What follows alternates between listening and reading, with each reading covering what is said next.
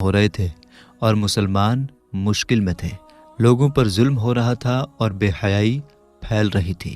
دین کے ادارے تباہ کیے جا رہے تھے اور قانون کی عزت نہیں تھی۔ اللہ نے ایسے وقت میں حضرت شیخ عبد القادر جیلانی رحمۃ اللہ علیہ کو بھیجا۔ انہوں نے اسلام کو دوبارہ زندہ کیا، لوگوں کو علم اور دین کی طرف بلایا اور برائی کا مقابلہ کیا۔ آپ نے لوگوں کو سنت رسول صلی اللہ تعالیٰ علیہ وسلم پر چلنے کی نصیحت دی اور دین کی حفاظت کی۔ آپ کو محی الدین یعنی دین کو زندہ کرنے والا کا لقب ملا۔ آپ رحمۃ اللہ علیہ کا مبارک نام عبد القادر، کنیت ابو محمد اور القابات محی الدین، محبوب سبحانی، غوث السق جیلان نام کی جگہ میں رمضان المبارک کے پہلے دن پیدا ہوئے۔ آپ رحمۃ اللہ علیہ ابو جان کی طرف سے نواسۂ رسول امام حسن مجتبیٰ رضی اللہ تعالیٰ عنہ کے 11ویں پوتے ہیں، اور اپنی امی جان کی طرف سے امام علی مقام امام حسین رضی اللہ تعالیٰ عنہ کے 12ویں پوتے ہیں۔ آپ رضی اللہ تعالیٰ عنہ کا خاندان نیک لوگوں کا تھا۔ آپ کے نانا جان، دادا جان، ابو جان، امی جان، پھوپھی جان، بھائی اور بیٹے سبھی اللہ سے ڈرنے والے اور پرہیزگار تھے۔ اسی وجہ سے لوگ آپ کے پریوار کو عزت دار اور شریفوں کا خاندان کہتے تھے۔ آپ رضی اللہ تعالیٰ عنہ کے ابو جان کا نام حضرت ابو صالح سید موسیٰ جنگی دوست رضی اللہ تعالیٰ عنہ تھا۔ آپ کا اصلی نام سید موسیٰ، کنیت ابو صالح اور لقب جنگی دوست تھا۔ آپ جیلان شریف کے بڑے بزرگوں میں سے تھے اور آپ ولی کامل بزرگ تھے۔ ایک دن رمضان شریف کے مہینے میں آپ کہیں تشریف لے جا رہے تھے، راستے میں دریائے دجلہ پار کرنا پڑا۔ اس میں سے ایک سیب بہتا ہوا جب آپ کے قریب آیا تو آپ نے اس سیب کو اٹھا لیا اور اسی سے روزہ افطار کیا۔ کھانے کے بعد خیال آیا کہ خدا جانے یہ سیب کس کا تھا اور کیسے ندی میں بہہ گیا، اور ہم نے مالک کی اجازت کے بغیر کیسے کھا لیا۔ بغیر اجازت کے کھا لینا یہ آپ کو اپنی پرہیزگاری کے خلاف محسوس ہوا، اور خیال آیا کہ کہیں ایسا نہ ہو کہ قیامت کے دن یہ سیب عذاب کی وجہ بن جائے اور ہم خدا کی بارگاہ میں گرفتار ہو جائیں۔ یہ سوچ کر آپ وہاں سے اٹھے اور اپنا قصور معاف کرانے کے لیے سیب کے مالک کی تلاش میں دریا کے کنارے کنارے چل دیے۔ کافی دیر تک چلنے کے بعد ایک بہت بڑا باغ نظر آیا، جس کی کچھ شاخیں پھلوں سے لدی ہوئی پانی میں جھکی ہوئی تھیں، اور ہوا کے جھونکے سے پکے ہوئے پھل ٹوٹ ٹوٹ کر پانی میں گر رہے تھے۔ آپ کو یقین ہو گیا کہ جو پھل میں نے کھایا ہے وہ اسی باغ کا تھا۔ پھر آپ نے اس باغ کے مالک کا پتہ کیا تو معلوم ہوا کہ اس باغ کے مالک ایک خدا رسیدہ بزرگ حضرت سید عبداللہ سومئی ہیں۔ آپ ان کی خدمت بابرکت میں حاضر ہوئے۔ حضرت سید عبداللہ سومئی رضی اللہ تعالیٰ عنہ نے اللہ کی دی ہوئی طاقت سے جان لیا کہ یہ بچہ نیک ہے۔ انہوں نے کہا، اے نیک بچے، میں تمہاری اس غلطی کو معاف کر دوں گا، لیکن تمہیں میرے باغ کی دیکھ بھال کرنی ہوگی، اور یہ تمہیں 10 سال تک کرنا ہوگا۔ حضرت ابو صالح موسیٰ رضی اللہ تعالیٰ عنہ نے حکم پاتے ہی باغ کی دیکھ بھال میں لگ گئے۔ جب 10 سال کا لمبا زمانہ گزر گیا تو ایک دن حضرت سید عبداللہ سومئی رضی اللہ تعالیٰ عنہ نے حضرت ابو صالح موسیٰ رضی اللہ تعالیٰ عنہ کو بلا کر فرمایا کہ ابھی ایک شرط اور باقی ہے، اسے بھی پورا کرنا ہوگا، پھر معافی ہوگی۔ وہ شرط یہ ہے کہ میری ایک لڑکی ہے جس میں 5 عیب ہیں۔ پہلا عیب وہ اندھی ہے، دوسرا عیب وہ بہری ہے، تیسرا عیب وہ گونگی ہے، چوتھا عیب وہ لولی ہے، اور 5واں عیب یہ ہے کہ وہ لنگڑی ہے۔ اس سے آپ کو نکاح کرنا ہوگا۔ حضرت ابو صالح موسیٰ رضی اللہ تعالیٰ عنہ یہ سن کر سوچ میں پڑ گئے۔ ایک طرف سیب کی معافی کا سوال تھا اور دوسری طرف ایسی عورت سے نکاح کرنا جو اپاہج ہے۔ ساری زندگی کا معاملہ تھا، آخر ایسی عورت کے ساتھ ساری زندگی کیسے کٹے گی؟ اس سوچ نے آپ کو بہت پریشان کر دیا۔ ان کے من میں کئی خیال آنے لگے۔ آخرکار انہوں نے فیصلہ کیا کہ زندگی فانی ہے اور جوانی بھی چند دنوں کی مہمان ہے۔ حضرت شیخ ابو صالح موسیٰ رضی اللہ تعالیٰ عنہ نے کہا، مجھے منظور ہے، میں آپ کی اپاہج بیٹی کے ساتھ نکاح کرنے کو تیار ہوں۔ یہ سن کر حضرت عبداللہ سومئی رضی اللہ تعالیٰ عنہ نے سیب کی غلطی کو معاف کر دیا۔ نکاح ہو گیا جب حضرت ابو صالح موسیٰ رضی اللہ تعالی عنہ اپنی بیوی کے پاس گئے تو دیکھا ان کے تمام اعضاء صحیح سلامت ہیں۔ ایک بہت ہی خوبصورت تندرست لڑکی بیٹھی ہے۔ اس حسن و جمال کو دیکھ کر سوچا کہ شاید کوئی اور لڑکی ہے، جلدی سے باہر نکل آئے۔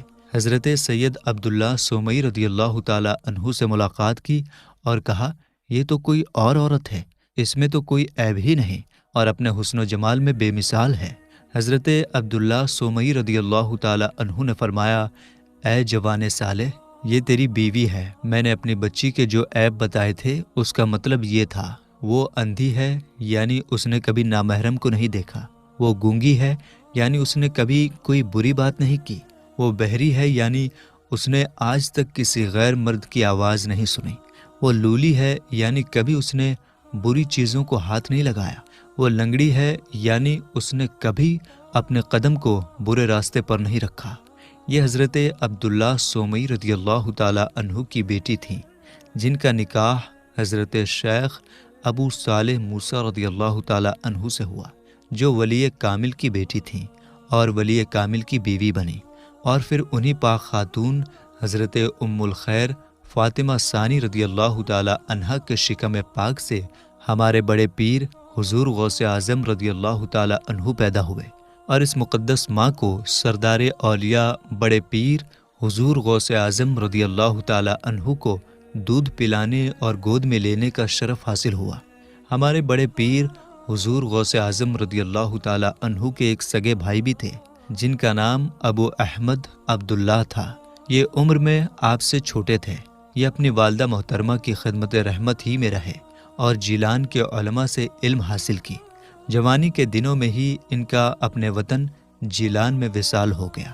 تمام بزرگوں کا اتفاق ہے کہ حضور غوث اعظم رضی اللہ تعالی عنہ پیدائشی ولی تھے۔ آپ کی ایک کرامت یہ تھی کہ آپ رمضان میں صبح سے لے کر شام تک یعنی فجر سے لے کر سورج کے ڈوبنے تک کبھی دودھ نہیں پیتے تھے۔ پورے رمضان شریف میں آپ روزے کی حالت میں رہتے تھے، اور جب افطار کا وقت آتا اور مغرب کی اذان ہوتی تبھی آپ دودھ پیتے تھے۔ اس کرامات کی اتنی چرچا ہوئی کہ جیلان میں ہر جگہ یہ بات پھیل گئی کہ سادات کے گھرانے میں ایک ایسا بچہ پیدا ہوا ہے جو رمضان کے دنوں میں پورا دن دودھ نہیں پیتا۔ ہمارے بڑے پیر حضور غوث اعظم رضی اللہ تعالی عنہ، جب کبھی میں بچوں کے ساتھ کھیلنے کا ارادہ کرتا تو مجھے ایک غیبی آواز سنائی دیتی تھی۔ وہ آواز مجھ سے کہتی، اے مبارک بچے، میری طرف آ جا۔ ہمارے بڑے پیر حضور غوث اعظم رضی اللہ تعالی عنہ سے عرض کیا گیا کہ آپ کو اپنی ولایت کے بارے میں کب پتہ چلا؟ تو آپ نے فرمایا کہ 10 سال کی عمر میں جب میں مکتب میں پڑھنے کے لیے جاتا تھا تو راستے میں میرے پیچھے پیچھے فرشتے چلتے نظر آتے تھے۔ پھر جب میں مکتب میں پہنچتا تو ان کو یہ کہتے ہوئے سنتا کہ جس کا ترجمہ ہے، اللہ کے ولی کے لیے بیٹھنے کی جگہ دو، اور یہ آواز تمام مکتب والے سنتے تھے۔ ہمارے بڑے پیر حضور غوث اعظم رضی اللہ تعالی عنہ اپنے بچپن کا ایک واقعہ بیان کرتے ہوئے فرماتے ہیں، ایک مرتبہ میں عرفہ یعنی 9 ذی الحجہ کے دن گاؤں گیا اور ایک بیل کے پیچھے پیچھے چلنے لگا۔ اچانک بیل میری طرف دیکھ کر بولا، اے عبد القادر، آپ کو اس قسم کے کاموں کے لیے نہ تو پیدا کیا گیا ہے اور نہ ہی اس کا حکم دیا گیا ہے۔ بیل کو بولتا دیکھ کر میں گھبرا گیا اور لوٹ کر گھر آ گیا۔ گھر کی چھت پر چڑھا تو مجھے میدان عرفات نظر آنے لگا، حالانکہ جیلان سے میدان عرفات بہت دور ہے۔ ہمارے بڑے پیر حضور غوث اعظم رضی اللہ تعالی عنہ 18 سال کی عمر تک جیلان کے مدرسوں میں علم حاصل کرتے رہے اور 7 سال کی عمر میں قرآن مجید حفظ کر لیا۔ ایک دن آپ اپنی امی کے پاس گئے اور عرض کیا، اگر آپ اجازت دیں تو میں علم دین حاصل کرنے کے لیے بغداد چلا جاؤں۔ اس پر آپ کی امی نے فرمایا کہ میرے پیارے بیٹے، مجھے لگتا ہے کہ تمہاری کامیابی بغداد میں رہنے سے ہی ہوگی، اس لیے تمہاری جدائی تو مجھے مشکل لگے گی، لیکن میں تمہیں علم دین سے دور نہیں کر سکتی۔ خوشی سے میں تمہیں بغداد جانے کی اجازت دیتی ہوں۔ میرے پاس تمہارے ابو جان کے حصے کے 80 دینار ہیں، 40 دینار تمہارے بھائی کے ہیں اور 40 دینار تمہارے ہیں۔ پھر امی جان نے وہ 40 دینار میری قمیض کے پاس سل دیے اور مجھے وصیت فرمائی کہ میرے پیارے بیٹے، تم کسی بھی حالت میں رہو کبھی جھوٹ مت بولنا، ہمیشہ سچ بولنا۔ جب میں جانے لگا تو امی مجھے دروازے تک چھوڑنے آئیں اور کہا میں تمہیں صرف اللہ تعالیٰ کے لیے سفر کرنے کی اجازت دیتی ہوں اور وہی تمہاری حفاظت کرے گا۔ انہوں نے پیار اور محبت سے میری طرف دیکھا اور فرمایا یہ وہ چہرہ ہے جسے قیامت کے دن تک نہ دیکھ سکوں گی۔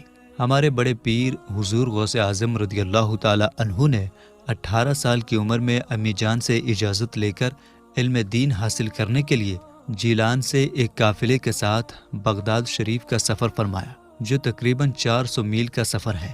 جب قافلہ ہمدان سے آگے بڑھا تو ڈاکوؤں نے حملہ کر کے سارا مال و دولت لوٹ لیا۔ ہمارے بڑے پیر حضور غوث اعظم رضی اللہ تعالی عنہ ایک طرف کھڑے ہیں اور سارا ماجرا دیکھ رہے ہیں۔ ایک ڈاکو آپ کے پاس آیا اور دریافت کیا کہ اے لڑکے بتاؤ تمہارے پاس کیا ہے؟ آپ نے فرمایا میرے پاس 40 دینار ہیں۔ ڈاکو نے آپ کی بات کو مذاق سمجھ کر چلا گیا۔ پھر دوسرا ڈاکو آیا، اس نے بھی وہی سوال کیا اور آپ نے اسے بھی وہی جواب دیا۔ اس نے بھی آپ کی بات کو مذاق سمجھا اور چلا گیا۔ جب یہ دونوں ڈاکو اپنے سردار سے ملے اور سارا واقعہ بتایا تو سردار نے کہا کہ اس لڑکے کو ہمارے پاس لاؤ۔ ہمارے بڑے پیر حضور غوث اعظم رضی اللہ تعالی عنہ ڈاکوؤں کے سردار کے پاس لائے گئے۔ ڈاکوؤں کے سردار نے دریافت کیا بچے سچ سچ بتاؤ تمہارے پاس کیا ہے؟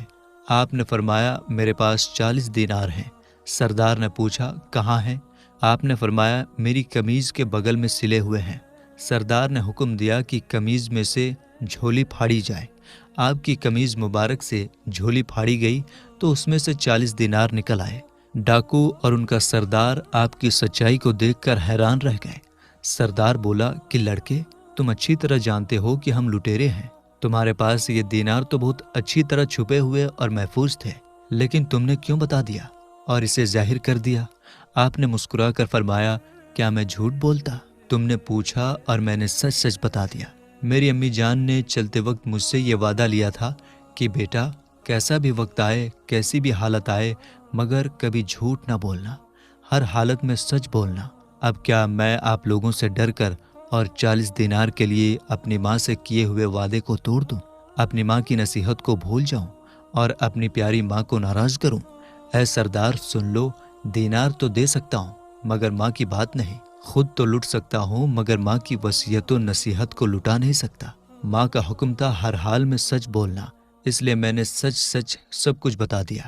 ہمارے بڑے پیر حضور غوث اعظم رضی اللہ تعالی عنہ کی اس پیاری اور سچی بات کا سردار پر ایسا اثر ہوا کہ آنکھوں میں آنسو جاری ہو گئے اور بولا تم اپنی ماں کا وعدہ نہیں توڑ سکتے اور ہم ہر دم خدا تعالیٰ کا عہد توڑ رہے ہیں۔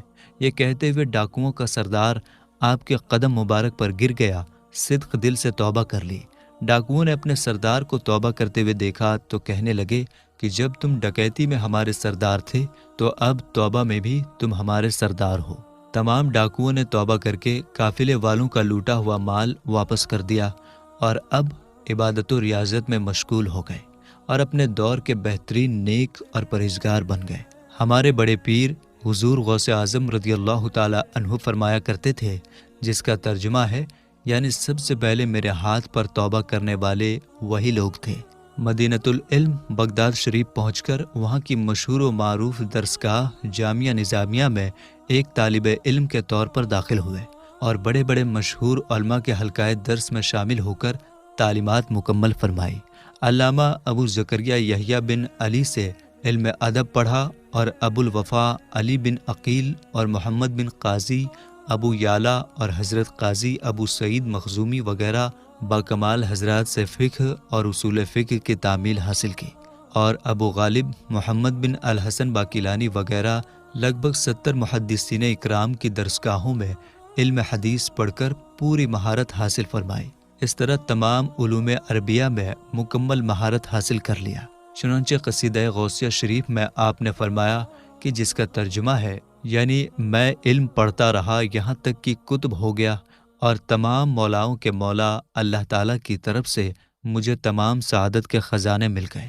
ہمارے بڑے پیر حضور غوث اعظم رضی اللہ تعالی عنہ کو طالب علم کے زمانے میں جن مصیبتوں اور تکلیفوں کا سامنا کرنا پڑا اس سے یہ صاف ظاہر ہوتا ہے کہ بغداد شریف میں آپ کے پاس کوئی مددگار یا غمخوار یعنی دکھ بانٹنے والا نہیں تھا۔ آپ کی امی جان کبھی کبھی کچھ تھوڑے سے درہم و دینار بھیج دیا کرتی تھیں اور اسی سے آپ کا کھانے پینے کا گزارا چلتا تھا۔ اس وقت آپ کو بہت زیادہ پریشانیوں کا سامنا کرنا پڑا۔ میرے آقا حضور غوث اعظم رضی اللہ تعالی عنہ علم ظاہری اور باطنی سے فارغ ہونے کے بعد ریاضت و مجاہدہ میں مشغول ہو گئے اور بڑے بڑے مجاہدے کیے۔ سالوں تک مدائن اور ایوان قصرہ کے کھنڈروں میں چلے اور مراقبے کرتے رہے۔ کئی مہینوں تک صرف گری پڑی مباح چیزیں کھا لیتے اور پانی نہیں پیتے۔ کبھی تو صرف پانی پی کر مہینوں تک کچھ نہیں کھاتے۔ ویرانوں اور جنگلوں میں بھوکے پیاسے گشت کرتے رہتے اور کبھی کبھی 40 دنوں تک بنا پانی اور کھانا کے عبادت و ریاضت میں مشغول رہتے، اپنی نفسانی خواہشوں سے جہاد فرماتے رہتے۔